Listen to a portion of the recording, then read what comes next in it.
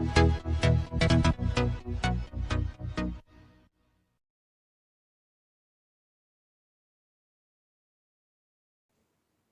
Everyone, welcome to maths up to infinity. आज हम find out करने वाले हैं नंबर ऑफ डायगोनल्स।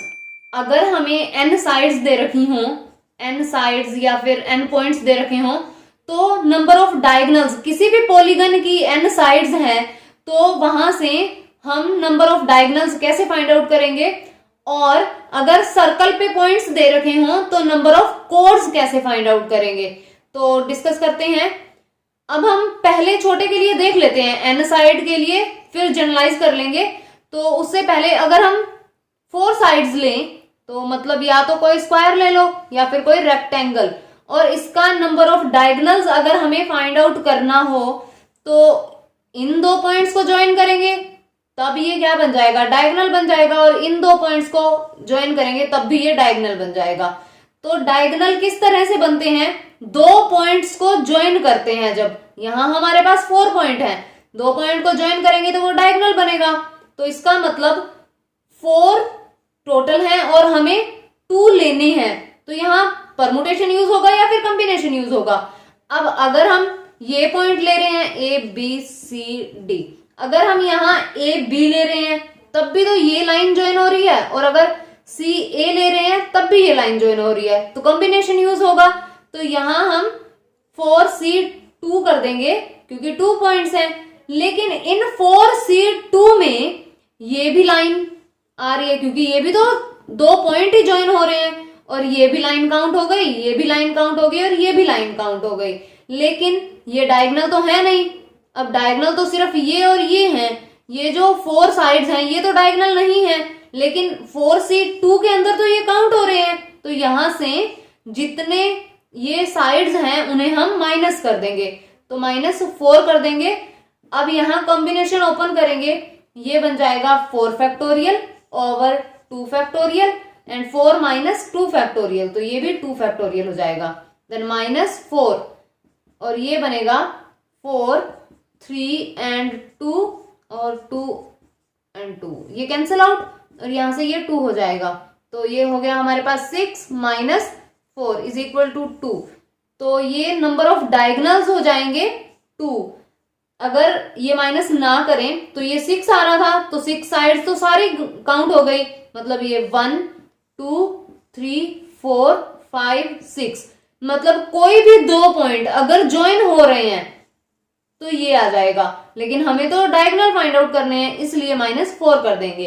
अब इस तरह से अगर n साइड्स हों तब हम कैसे करेंगे, NC2, यहां 2 पॉइंट्स को ज्वाइन करने के लिए NC2 हो जाएगा, लेकिन अगर डायगोनल चाहिए तो -n करना पड़ेगा, ये हो जाएगा नंबर ऑफ डायगोनल्स। तो इस तरह से फाइंड आउट कर सकते हैं। जब हम इसे सिंप्लीफाई करेंगे तो ये बन जाएगा n factorial over 2 factorial and n - 2 factorial and minus of n, तो ये बनेगा n -1 and n - 2 factorial over 2 and n - 2 factorial -n, ये कैंसिल आउट हो जाएगा।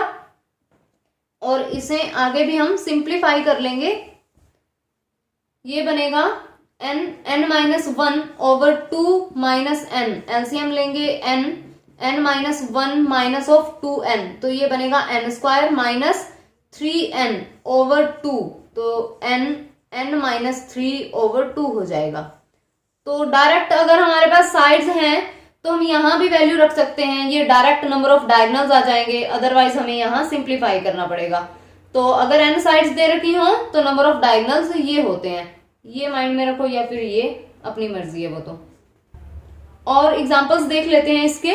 अगर हमें नंबर ऑफ डायगोनल्स बताने हो किसी ऑक्टागन के, तो अब अगर ऑक्टागन है तो उसमें साइड्स होंगी 8, नंबर ऑफ साइड्स 8 हो जाएंगी, ऑक्टागन है।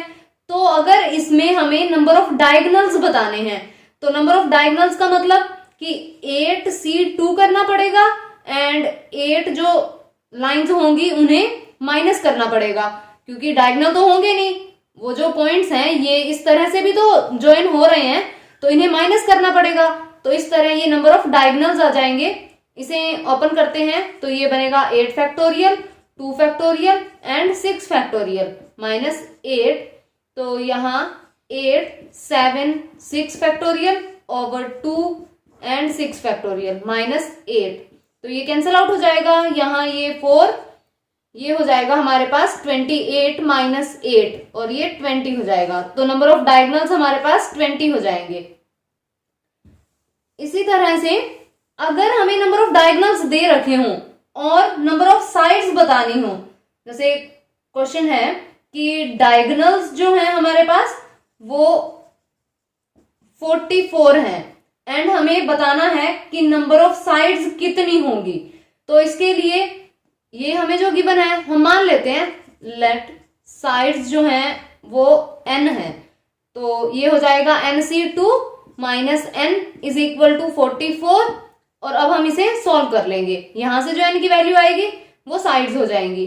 तो इसे सॉल्व करेंगे, ये बनेगा n factorial over 2 factorial n minus 2 factorial and minus of n, then ये इज इक्वल टू 44। देन ये बनेगा n minus 1 n minus 2 factorial over 2 and n minus 2 factorial minus n is equal to 44 और ये cancel out हो जाएगा। तो यहां से बनेगा n square minus n minus of 2n over 2 is equal to 44 and n square minus 3n is equal to 88 हो जाएगा। n square minus 3n minus 88 is equal to 0।